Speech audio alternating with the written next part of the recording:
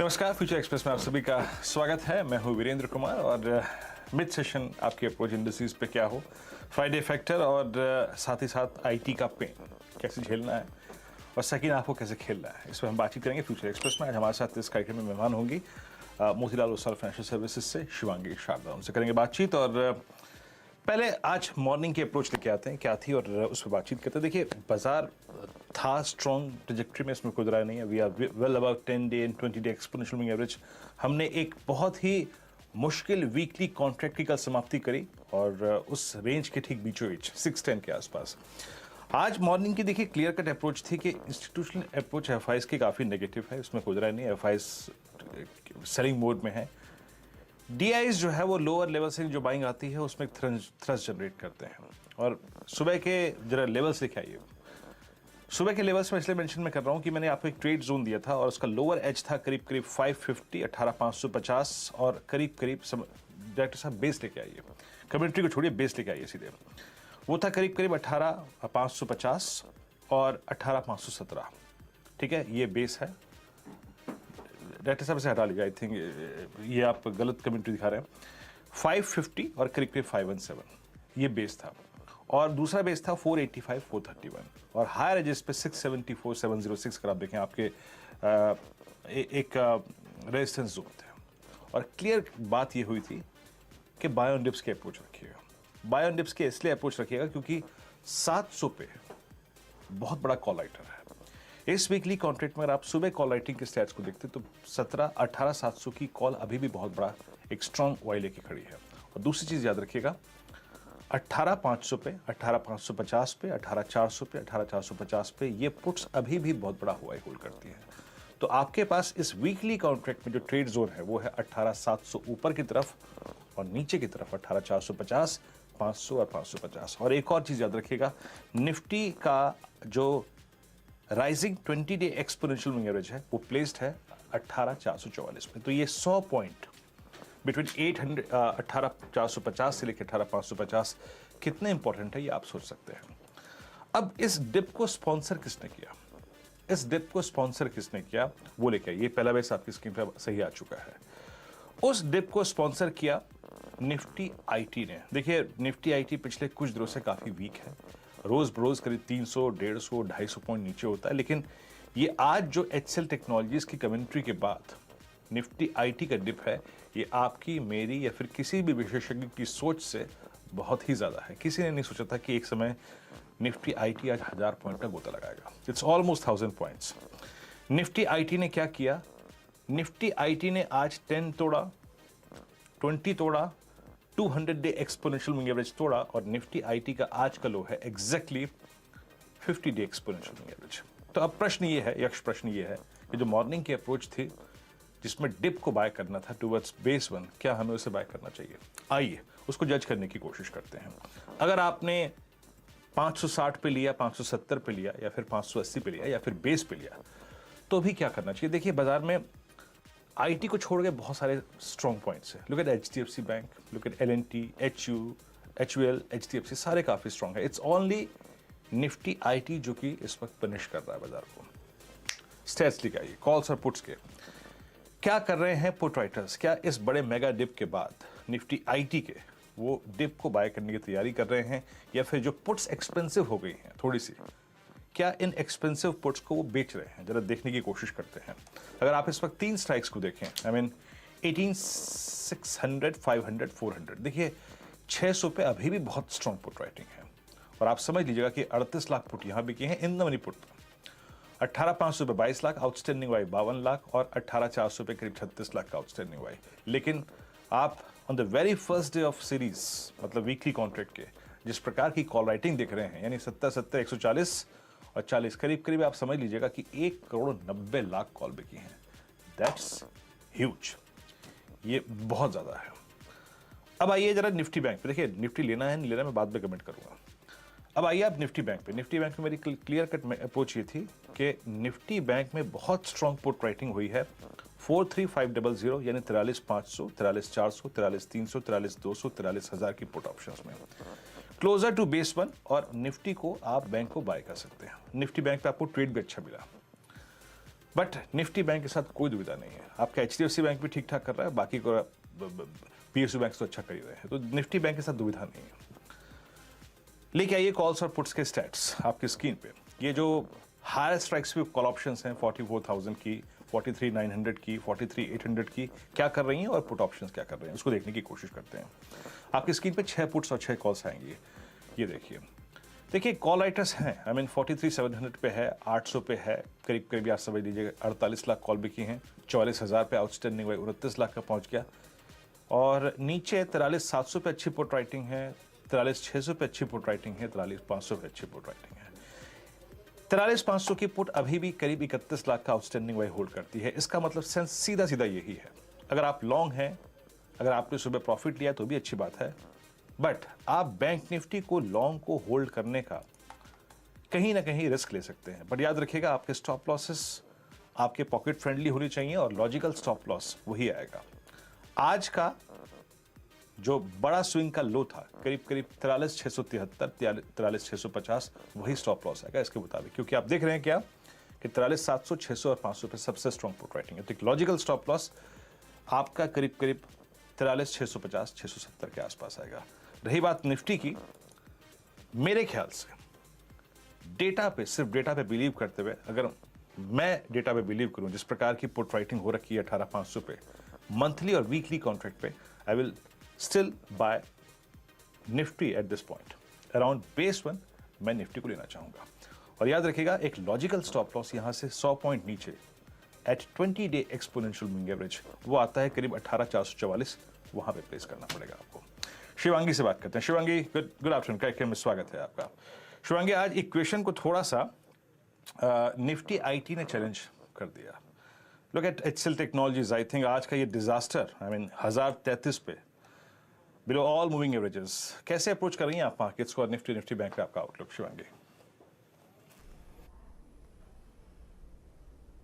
जी बिल्कुल, नमस्कार वीरेंद्र जी। तो हमने देखा है कि बैंक निफ्टी अपने लाइफ टाइम हाई लेवल्स पे चेयर कर रहा है, पर निफ्टी काफ़ी प्रेशर में है।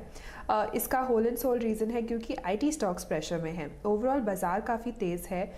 निफ्टी में जो आज हमने हाई देखा जो कि 18,666 के आसपास था, वो बैंकिंग इंडेक्स के सपोर्ट से हुआ, पर वहाँ पे होल्ड नहीं कर पाया इंडेक्स आईटी प्रेशर के होने के कारण। तो अभी जो ओवरऑल सेटअप है वीकली अगर हम देखें तो भी काफ़ी पॉजिटिव है सेटअप।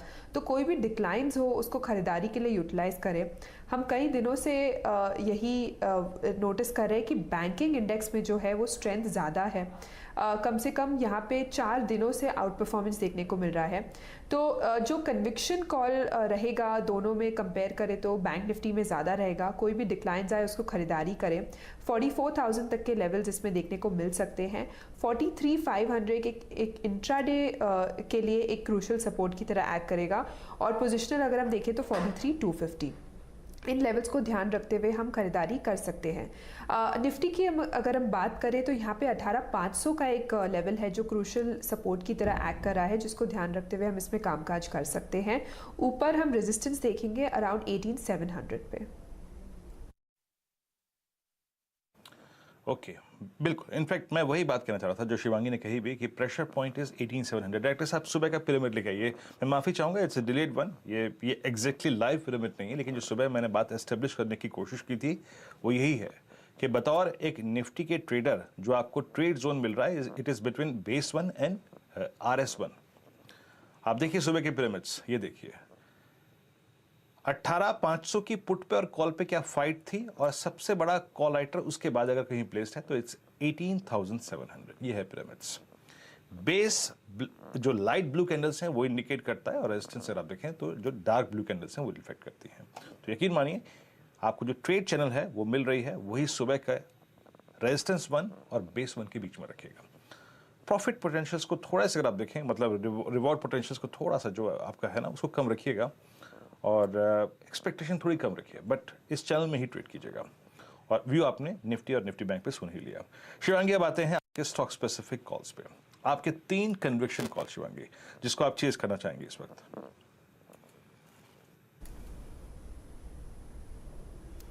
जी बिल्कुल, मेरा पहला पिक यहाँ रहेगा UBL पे। हमने देखा है कि काफ़ी अच्छा यहाँ पे प्राइस एक्शन देखने को मिल रहा है। एक 1750 का जो एक रेंज हुआ करता था वीकली फ्रेम में, उसको सरपास करके काफ़ी अच्छी तरह से होल्ड कर रहा है स्टॉक। काफ़ी लंबे कंसोलिडेशन के बाद इसने ब्रेकआउट दिया है, तो यहाँ पे अप मूव भी लंबा ही एक्सपेक्टेड है। काफ़ी अच्छी वॉल्यूम्स भी देखने को मिली है। अगर हम सीरीज़ ऑन सीरीज़ बेसिस देखें तो इस सीरीज़ में अभी तक का हमने 50% से ज़्यादा ओआई एडिशन यहाँ पे देखने को मिला है लॉन्ग साइड में। तो यहाँ पे खरीदारी की सलाह रहेगी, काफ़ी पॉजिटिव है स्टॉक। 1850 तक के एक टारगेट्स एक्सपेक्टेड है। स्टॉप लॉस सब बनाए रखेंगे 1740 का।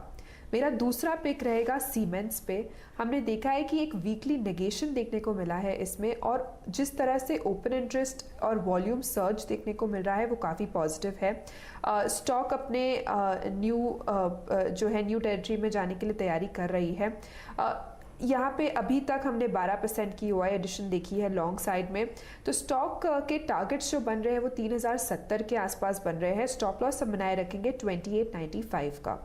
तीसरा पिक रहेगा एफएमसीजी स्पेस में से। इसमें काफ़ी अच्छा शानदार जो है मोमेंटम देखने को मिला है पिछले 3-4 सेशन से।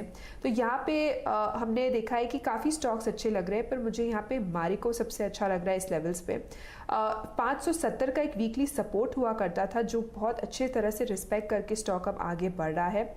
तो यहाँ पे अपना एक जो 50 एक्सपोनेंशियल मूविंग एवरेज के ऊपर जो स्टॉक ट्रेड करा है, काफ़ी पॉजिटिव लग रहा है। 545 तक का एक टारगेट यहाँ एक्सपेक्टेड है, और स्टॉप लॉस हम बनाए रखेंगे 513 का। ओके, देखिए शिवांगी ने 3 ट्रेड्स पिक किए और मैं उनकी प्रॉपर्टी को ही समझने की कोशिश कर रहा था। और देखिए बहुत अच्छी स्ट्रैटेजी है। 2 चार्ट्स लेके आई डायरेक्टर साहब स्क्रीन पे। एक बार एक HCL टेक्नोलॉजीज का इंट्राडे रखिएगा और एक तरफ रखिएगा L&T का इंट्राडे रखिएगा। इस बाजार की प्रॉपर्टी क्या है? स्ट्रेंथ को बाय करो और वीकनेस को छोड़ो मत। मतलब जो स्ट्रांग है वो चाहे एक्सपेंसिव ट्रेजेक्टरी में गिर चुका हो, लेकिन उसको बाय करना है। Look at Siemens, look at L&T, look at UBL, ये सारे के सारे ट्रेड्स वही हैं। UBL आपकी स्क्रीन पे at 1781 is closer to its all time high, जो इसने एस्टेब्लिश किया था 3 नवंबर 2021 को, याद रखिएगा। मतलब जो स्ट्रेंथ है वो स्ट्रेंथ है, जिसे खरीदना है, चाहे वो नो मैटर इंट्राडे में थोड़ा ओवरबॉट ट्रेजेक्टरी में हो या फिर डेली बेसिस पे थोड़ा सा ओवर ट्रेजेक्टरी पर नहीं, बट उसे बाय करो। सो UBL स्ट्रेंथ, सिमेंस में स्ट्रेंथ है ही, याद रखिएगा। पूरे स्पेस में स्ट्रेंथ है। Cummins at all time high, L&T at all time high. और आपको याद होगा सिमेंस में जो ऑर्डर वन की विद की खबर थी परसों, उसके बाद दरअसल इसके और L&T की प्राइस परफॉर्मेंस के बीच में एक डिफरेंशियल सा आ गया था। L&T इस बार डोमिनेट कर रहा था और सिमेंस नहीं कर पा रहा था, लेकिन उस खबर ने आई थिंक सिमेंस के मूव को, अपस्विंग को जनरेट कर दिया। एंड नाउ सिमेंस वो भी अच्छा मूव देता हुआ। तो सिमेंस हो गया स्ट्रेंथ बाय करनी है, UBL हो गया स्ट्रेंथ बाय करनी है। और जहां तक मैरिको का सवाल है, याद रखिएगा एफएमसीजी स्टॉक्स में FMCG index all time high पे है और मैरिको एक ताज़ा तरीन ब्रेकआउट है। क्यों?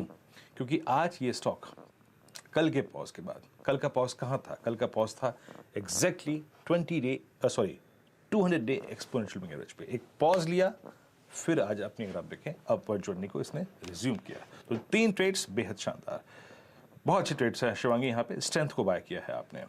अब एक काम करते हैं, एक ब्रेक लेते हैं। जब ब्रेक से लौटेंगे तो शिवांगी का सस्ता ऑप्शन, आज एग्जैक्टली वो क्या चीज़ करेंगे ऑप्शंस में, उसके बारे में बातचीत करेंगे और कुछ ग्लोबल व्यूज़ आपको दिखाएंगे छोटे से ब्रेक के बाद।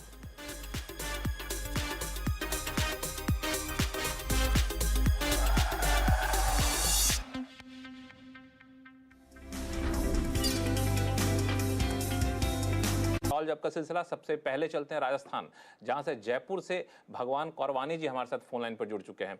नमस्कार, कैसे हैं आप? बढ़िया सर, अच्छे बढ़िया हूँ। बताएं क्या उलझन है? मेरा ये सवाल है कि हाँ, मैं नेक्स्ट ईयर रिटायर हो रहा हूँ, तो हमारे यहाँ जो मैं बैंक ऑफ इंडिया जयपुर में पोस्टेड हूँ। अच्छा। तो हमारा रिटायरमेंट में क्या है, हमारे जो ली इनकेशमेंट हो रही है, जो 240 या सेंट्रल गवर्नमेंट का 300 है, वो सेंट्रल गवर्नमेंट के अंदर तो एग्जम्प्टेड है।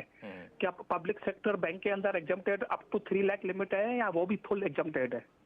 गौरी? नहीं, देखिए जो गवर्नमेंट एम्प्लॉयज़ होते हैं उनके लिए जो लीव इनकैशमेंट होती है वो पूरी की पूरी एग्जेम्प्ट होती है। लेकिन उसके अलावा जो भी एम्प्लॉयज़ होते हैं, चाहे वो नेशनलाइज्ड बैंक के एम्प्लॉयज़ हों, PSU के हों, वो सभी जो है सेंट्रल गवर्नमेंट एम्प्लॉय नहीं माने जाते। तो उनके केस में जो लिमिट है, जो आपको डिडक्शन मिलेगी, वो मैक्सिमम 3 लाख की मिलेगी। तो अगर आपको लीव इनकैशमेंट 3 लाख से ज़्यादा मिल रही है तो 3 लाख तक एग्जेम्प्ट है और उसके ऊपर की टैक्सेबल है। 3 लाख से कम मिल रही है तो जितनी मिल रही है वो सारी एग्जेम्प्ट है। तो आपकी जो थ्रेशोल्ड है वो है 3 लाख और आपको जो पूरी की पूरी लीव इनकैशमेंट मिल रही है वो नॉन टैक्सेबल नहीं होगी क्योंकि आप गवर्नमेंट एम्प्लॉय नहीं माने जाएंगे। चलिए, तो कौरवानी साहब, उम्मीद करता हूँ आपकी उलझन दूर हो गई होगी। क्यों?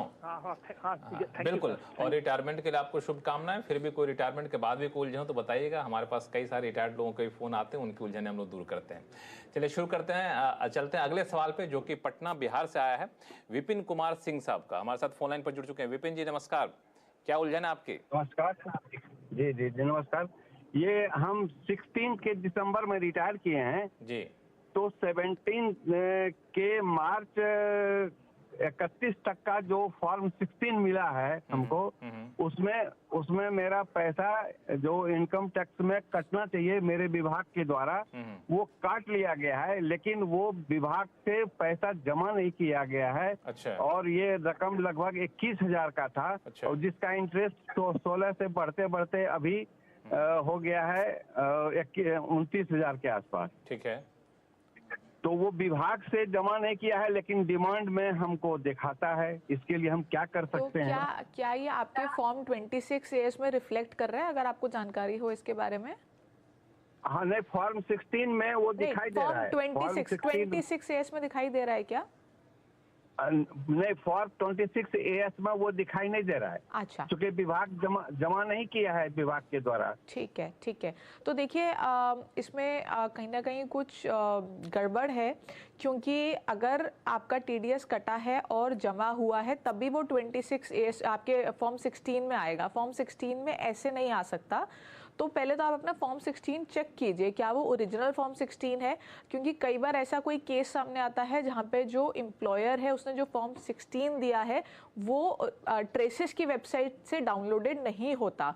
तो आप चेक कीजिए कि आपका जो फॉर्म 16 है वो ट्रेसेस की वेबसाइट से ही डाउनलोडेड है और ओरिजिनल है, ऑथेंटिक है, सरकारी वेबसाइट से सरकार के द्वारा दिया गया है। अगर ये नहीं है तो आप अपने एम्प्लॉयर को कन्फ्रंट कर सकते हैं और आपका हक बनता है कि आप ट्रेसेस से डाउनलोडेड फॉर्म 16 मांगे। अब दूसरी बात यह है कि अगर आपके पास ओरिजिनल फॉर्म 16 ही है, यानी कि ऑथेंटिक फॉर्म 16 है, तो 26AS में भी आना चाहिए। ऐसा नहीं हो सकता कि 26AS में नहीं आ रहा और फॉर्म 16 में आ रहा है। तो आप अपना फॉर्म 16 लेके डिपार्टमेंट चले जाइए, डिपार्टमेंट आपको अपना फॉर्म 16 दिखाइए। फॉर्म 16 में जो जानकारी होती है आपकी TDS की, उससे जो डिपार्टमेंट है वो ट्रेस कर पाएगा कि ये आपका ऑथेंटिक है कि नहीं और उनके सिस्टम में रिफ्लेक्ट कर रहा है कि नहीं। अगर आप उनके पास फॉर्म 16 लेके जाएंगे और कोई दिक्कत है, आपकी मैपिंग नहीं हुई है TDS की, तो वो मैप कर देंगे और आपकी प्रॉब्लम जो है वो सॉल्व हो जाएगी।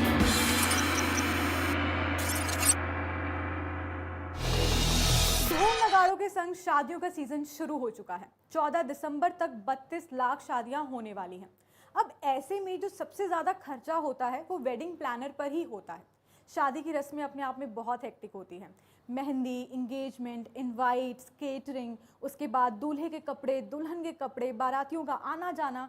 लेकिन अगर मैं आपको ये कहूँ कि आप अपने वेंडर्स को एक ही क्लिक पर कनेक्ट कर सकते हैं, कॉन्टैक्ट कर सकते हैं, तो आपको कैसा लगेगा?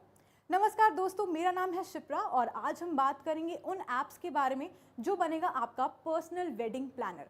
तो चाहे आप हो दूल्हा, दुल्हन या बाराती, ये सारे ऐप्स आपके ज़रूर काम आएंगे।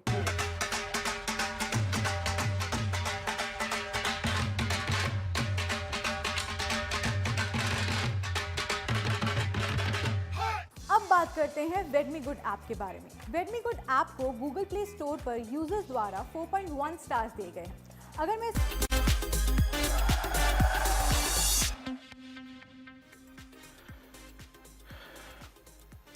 फ्यूचर एक्सप्रेस में आप सभी का फिर से स्वागत है। ब्रेक से पहले हमने निफ्टी बैंक पे बात करी और 3 स्टॉक फ्यूचर, सिमेंस हो गया, UBL हो गया और साथ ही साथ मेरिको, इन 3 स्टॉक से बातचीत करी। अब बात करते हैं आज के सस्ता ऑप्शन ट्रेड की और वो पिक करेंगे शिवांगी। शिवांगी, बताइए आपका आज का सस्ता ऑप्शन।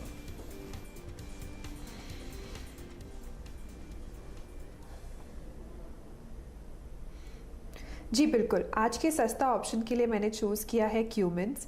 हमने देखा है कि जो एक ब्रेकआउट के बाद फॉलो अप बाइंग देखने को मिल रहा है वीकली फ्रेम में, वो काफ़ी शानदार पॉजिटिव मूवमेंट दे रहा है।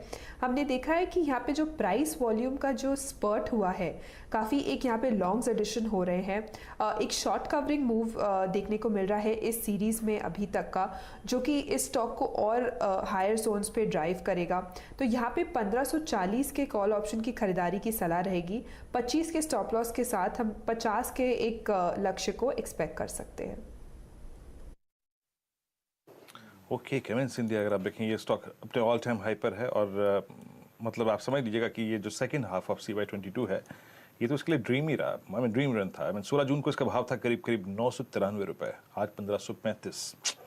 गजब। और आज का ऑप्शन है यहाँ पर इसकी 1540 की एट द मनी कॉल लेनी है, क्योंकि स्टॉक चल भी काफ़ी चुका है। तो स्ट्रेंथ को बाय करना है और स्ट्रेंथ को बाय करना है एट द मनी कॉल के जरिए 34.90 पे ट्रेड करते हुए 50 रुपये का टारगेट है और करीब 25 रुपये का स्टॉप लॉस है। शिवांगी, एक चीज़ और एक स्टॉक पे और आपकी राय चाहूँगा, पिडिलाइट। और ये स्टॉक करीब 2741 पे हल्का सा बैकफुट पे आया आज। ये क्रूड को देखते हुए, क्रूड के स्तरों को देखते हुए एशियन पेंट्स, बर्जर पेंट या फिर पिडिलाइट या फिर इंडिगो में से कोई ट्रेड लिया है आप लोगों ने या फिर क्लाइंट्स को सजेस्ट किया है?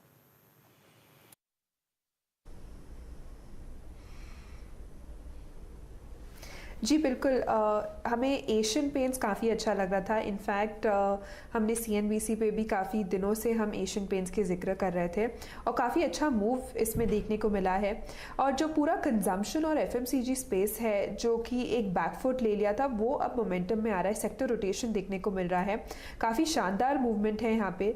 और ज़रूर पीडीलाइट में थोड़ा बहुत प्रॉफिट टेकिंग देखने को मिल रहा है हायर जोन्स पे, बट ओवरऑल अगर वीकली फ्रेम देखें तो इसका अभी भी काफ़ी स्ट्रॉन्ग और पॉजिटिव है चार्ट स्ट्रक्चर। और जिस तरह से यहाँ पे सेटअप बना हुआ है, सपोर्ट पे जो टिका हुआ है स्टॉक, पॉजिटिव लग रहा है। यहाँ पे हम इमीडिएटली 2850 तक के लक्ष्य एक्सपेक्ट कर सकते हैं और 2680 एक क्रूशल सपोर्ट की तरह एक्ट करेगा। ओके, शिवांगी, बहुत बहुत शुक्रिया आप इस कार्यक्रम में शामिल हुई। इंडस्ट्रीज पे, स्टॉक्स पे, ऑप्शंस पे अपने कमेंट्स किए, बहुत बहुत शुक्रिया। निफ्टी थोड़ा सा रिकवरी मोड में आता हुआ इट्स 18562। और एक और चीज़ याद रखिएगा जाते जाते, निफ्टी आईटी का आज का लो क्या रहा? निफ्टी आईटी का आज का लो रहा एग्जैक्टली डॉट, अपने चार्ट पर ड्रॉ कर लीजिएगा, 50 day exponential moving average dot जिसे कहते हैं ना, और उसका लास्ट ड्यू एवरेज था। और जहां तक HCL टेक्नोलॉजीज का सवाल है, इसका आज का लो रहा एग्जैक्टली इसका 100 डे एक्सपोनेंशियल मूविंग एवरेज, जो कि लास्ट एवरेज प्लेस था। तो दोनों ही इंडेक्सेस ने इंट्राडे डिप में एक मीनिंगफुल एवरेज को, जो कि लास्ट था, बचा हुआ था, उसको ही छुआ है। इन सभी मुद्दों पे और बात होगी आज क्लोजिंग में कमाई का अड्डा में हर्षदा के साथ, अनुज के साथ। तब तक के लिए नमस्कार।